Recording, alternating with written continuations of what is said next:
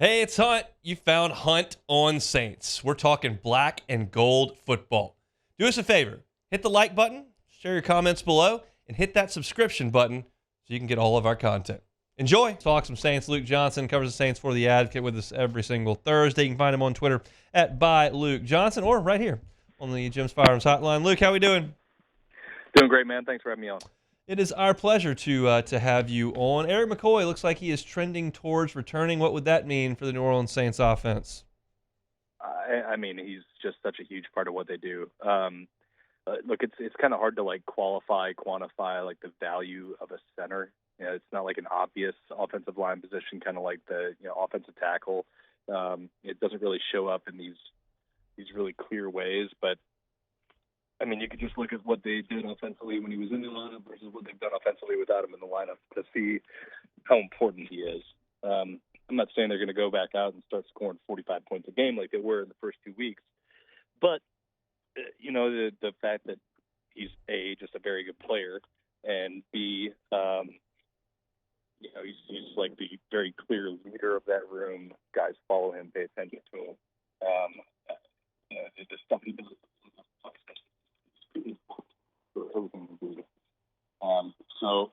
It's going to be a huge boost having him back in the lineup. There's no doubt about that. Let's go from a perceived weakness of the Saints with that offensive line at times and go to a perceived strength entering the season. That's, of course, the secondary. Now you have Paulson Adebo out for the year. Marshawn Lattimore plays for somebody else. Time now for Kool-Aid McKinstry, who practiced yesterday, as well as Alontae Taylor, to move out to the outside. Do you feel like that's likely the future of the organization at corner?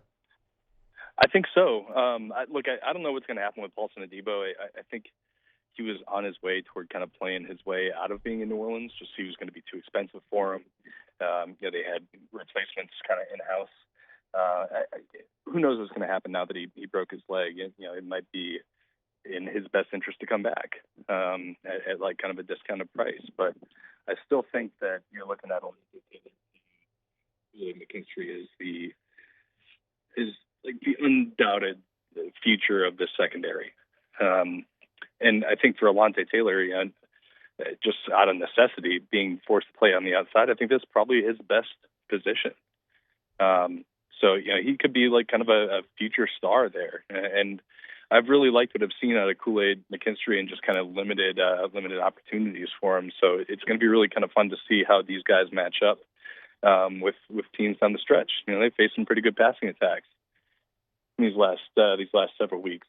I'm looking forward to seeing it because I think they have an opportunity to be a really good unit with those guys. If I'm a DB, I don't know if there's any quarterback I'd rather play against in the league than Jameis Winston. He's typically pretty generous. He was last week with 3 interceptions. How do you think that the Saints corners, these two, match up on the outside with Cleveland, and can they make some plays against Jameis in that passing attack?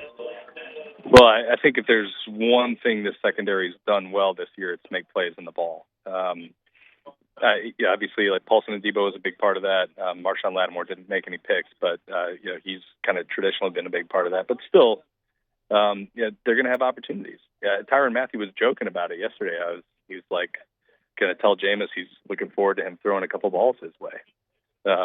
This is just what he is. It's what he does. He's an aggressive quarterback who tries to make throws that other guys don't want to make.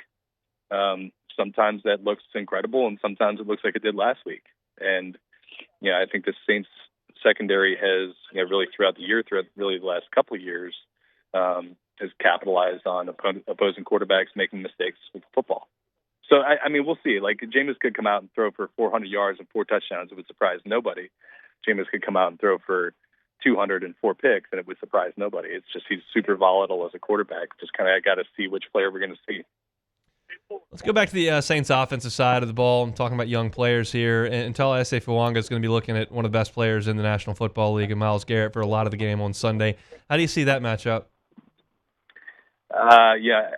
I really like Tali Fuaga. I think he's had a pretty good rookie season, but he's kind of hit a little bit of a wall here in the back half of the year.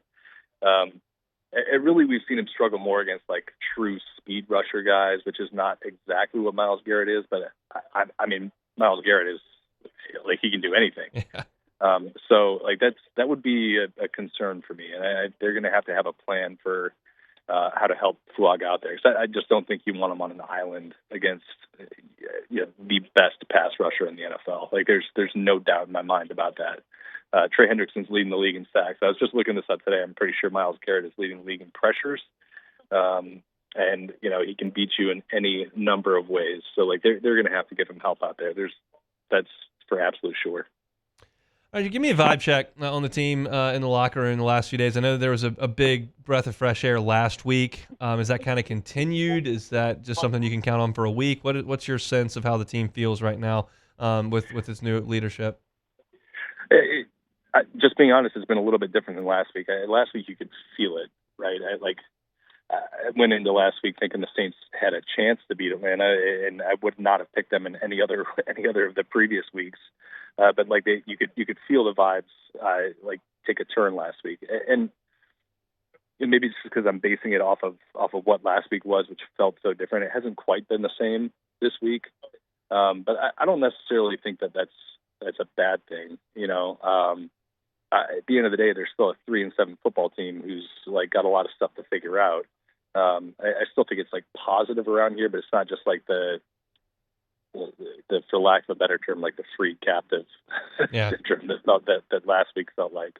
So I don't know, man. Like we'll see, but the Browns are also really struggling right now, and this could just be like this is a team that yes, they're 3-7, the Browns are 2-7, but like this is a team they should beat, and they got to focus on business this week. When it comes to guys on the outside, MVS made a couple plays in the game on Sunday, but it's a cast of characters out there for sure. Who can they lean on? I don't think they can really lean on anybody in this receiver core. It's the fact of the matter. Like MVS does some really nice things, but this, like who he was last week, is kind of who he's been throughout his career. He's somebody who can give you like instant offense, big play, but he's not like somebody you're going to give 10 targets a game. And go to on like 3rd and 7 when you need to move the chains.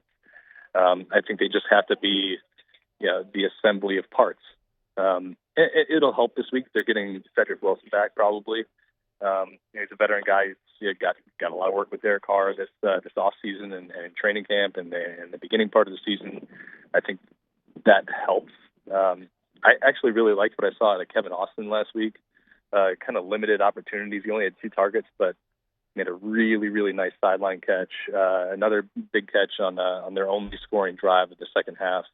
And he's a big guy who can move. I'm interested to see what else he can do, and I'm kind of thinking we'll see him again on the active roster this week, even though he's still on the practice squad. So they've got some decent pieces, but I don't think there's anybody there that they can truly lean on as their number one right now. Is there a realistic chance that Darren Rizzo or Klint Kubiak could be the next coach of the Saints? I think there is. I think there's a decent chance that Rizzo is at least part of the conversation. I would be surprised if Kubiak is part of the conversation for head coach this year. But Rizzo, I think, depending on how this last stretch of the season goes, I think could be in line for it. But you got to also think that maybe this is an organization that wants to just like completely turn the page from the Peyton era. It hired one of Peyton's old assistants the last time out. It didn't work out well. Maybe they are just ready for something completely new. I don't think that's something we can discount. So Rizzo, yes, I do think that he's going to at least be given an opportunity to interview for the job. We'll see how these last couple of weeks go. I would be surprised with Kubiak, though. Are any of the Saints being asked to go play for the Pelicans? Look, I've seen these guys play ball in the locker room on the small hoop they have. I don't think they want to do that, but it might be like desperation time for the Pels. It might be like another 2 months before I can will myself to go to another Pels game. So, all right, well, will yourself to the Superdome on Sunday. We'll talk next week. Thanks, man. Sounds good, man. Thanks. Luke Johnson @by Luke Johnson's got a great piece up at the Advocate right now about Tyrann Mathieu. Go check that out. And the Saints have got a good chance to win again on Sunday because the Browns are not very good. But I think there are some things to watch in this game, even outside of the actual results. I know that when you get up on Sunday, you're thinking, all right, are the Saints going to win today? But if you're talking about the future of the organization, how does Taliesin Fuaga handle himself on Sunday? That's a big deal.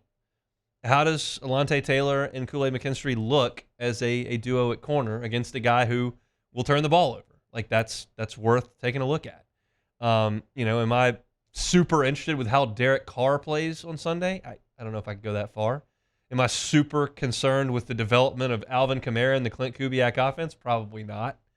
But I think there are some things that you could look at towards the future of the organization that are worth a look on a Sunday, in addition to whether or not the Saints win. And I'm not, certainly, don't misunderstand. I'm not telling you that caring about whether the Saints win or not is stupid. That is not the point I'm trying to make. I'm just kind of analyzing the roster and kind of the direction of the franchise, because that's what you're forced to do when you trade your best defensive player and then your head coach is gone. Like, what do we got here that we can work with? Fuaga appears to be that. Let's see. And then what does that new corner duo look like? Because you got one that plays for another team now and one that's got a broken leg and may not be back. So it's kind of where my head is with Saints and Browns. We'll talk a little bit more about it tomorrow as we get ready for Saints and Browns noon on Sunday from the Dome. Hey, it's Hunt. Thanks for watching Hunt on Saints. Before you leave, help us out a little bit. Hit that like button, leave your comments in the section below, and hit that subscribe button so you get all our content right here from Hunt on Saints. We'll see you next time.